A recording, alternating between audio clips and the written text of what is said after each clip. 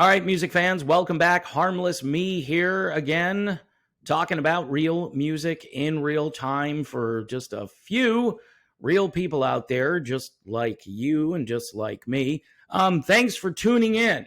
I know the algorithm is back to normal, but for you diehards that somehow continue to watch these videos, I'm very grateful. I'm going to be talking about John Mellencamp, not to be confused with John Cougar Mellencamp or Little Johnny Cougar from the old days. Cimarron 615, Brand New Distance, kind of a country rock masterpiece, really, from start to finish. Really in honor of the great Rusty Young from Poco, keeping this legacy alive. Really great stuff from start to finish. So if you like good American country rock, here you go. Brand New Distance, Cimarron 615. Now, Americana, John Mellencamp, who's kind of an Americana sort of guy. So I guess he did a podcast with Bill Maher, and he said something that I believe is kind of controversial. Comedian Bill Maher got into a tense exchange with musician John Mellencamp on Monday after the Ain't That America singer, that's not the name of the song, Pink Houses, claimed only 1 or 2% of African-American people living in America today have better lives than slaves. No, I'm not making this up. Now, is that somewhat controversial? Is it a little bit hyperbolic? And here's a guy, by the way, who supported Michael Bloomberg for president. I always bring that up, and people scratch their heads and they think, yeah, well, isn't he like a Biden guy now? And I'm like, probably, but he supported an oligarch, a literal oligarch running for president last time around. He did advertising. He did all kinds of promotions for Michael Bloomberg. I would say that the playing fields are a lot better than the cotton fields, Maher said 29 minutes into the interview.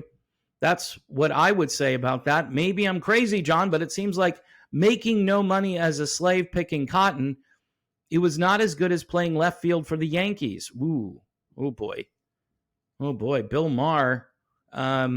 What's happened to Bill Maher? Is Bill Maher like a normal person now? He's sounding more normal to me all the time. Now, again, I don't trust anybody, but Bill Maher, I think, has noticed that the old left is pretty much done. It's gone. There is no progressive left that looks out for the little guy.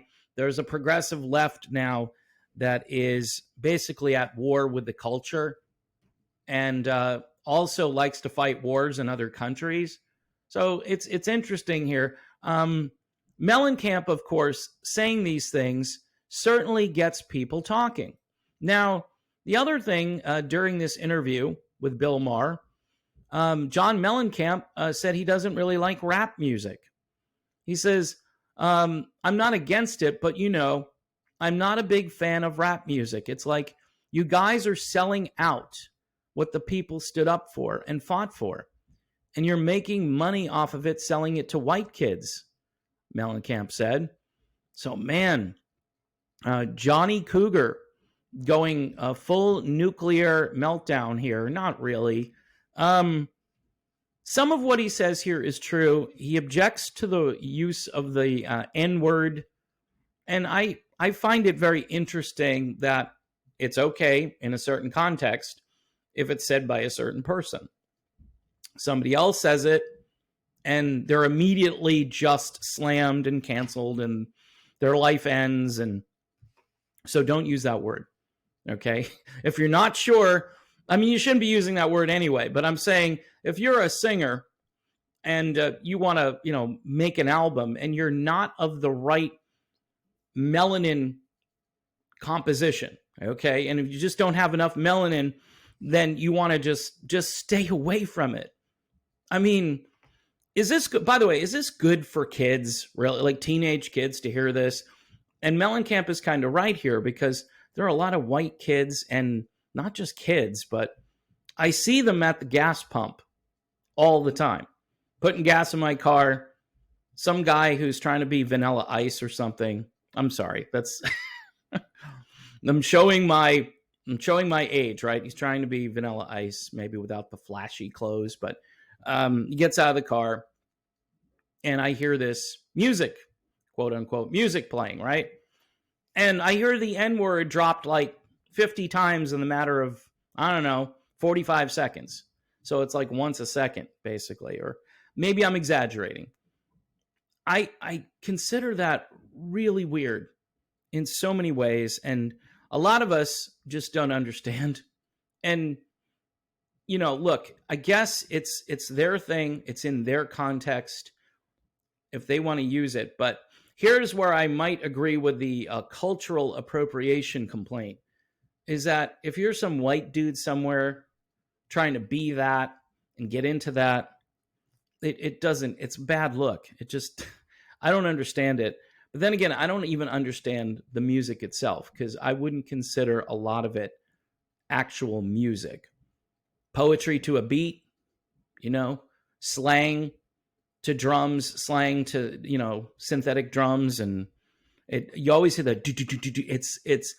It's the back windows of these cars. I'm always worried driving behind somebody that the windows are just going to explode and glass is going to go everywhere. So in any event, John Mellencamp kind of stepping in it a little bit, but it'll blow over. It's a controversy, but I think his fans understand that he's a real cranky guy. He's more of a curmudgeon than I am. And I don't understand a guy from the heartland who sang these really good songs during the 1980s and pointed out a few injustices and did it in a way I think that was, acceptable to the population at large, has now kind of gone off the deep end a little bit here with the slavery commentary. I don't understand how you can say that. And Bill Maher says, hey, you got picking cotton over here and you've got playing left field for the Yankees over here.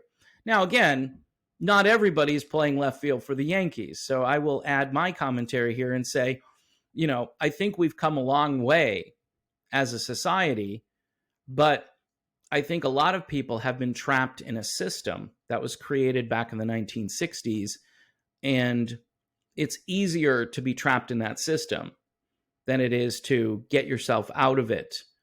There should be incentives where some people, want to progress and go up the ladder, so to speak. But even me saying that is considered some kind of a racial, I don't want to say it's like a slur, but they would call me insensitive or some connotation of close to that. So it's very delicate. It's like walking on eggshells, and that's the point here. But Mellencamp, this is what he believes, and it shows up in his music, and his newer material is angrier than his stuff, obviously, from the 80s. I saw a video of his old drummer from the 80s talking about how he almost got into a fist fight with John Mellencamp. And there are a number of stories about how angry this guy was, how difficult he was to work with. And I don't know. I at some point, maybe you just chill. You've achieved a lot. If you're trying to wake people up with your message, that's fine. I don't consider him, this super outspoken critic, of the system. He and Springsteen, they're kind of these guys who sort of tinker around the edges and throw little lyrical barbs here and there, but it's not anything that when you listen to it, you go, oh, it's just so political. They're not Roger Waters, right? It's just Roger is political, and he annoys a lot of people because he's so political with everything he does and says, but that's his mission. That's his goal. And he uses music to communicate that message. And to some degree, Mellencamp, who started off as just your, hey, Heartland, Jack and Diane. I can relate to that song kind of musician. And where he is now, it's a much different place. So, in any event, folks, John Mellencamp, telling it like he wants to tell it. I'm not saying he's telling it like it is, but here is Cimarron 615, brand new Distance. Great music if you're a fan of Poco, the Eagles, any sort of country rock from the 70s or even into the 80s. This is a band to check out. They're continuing a great legacy of music that began way back in 1968 with Poco and Buffalo Springfield and all of those sorts of bands. Thanks for watching. Keep watching, folks. Please subscribe to the channel. We're back to normal with the algorithm, so I need your support as always. Got some new patrons that came on board. We're going into a new month soon, so that's always interesting to see who decides to leave. Anyway, folks, thanks again. God bless. See you soon.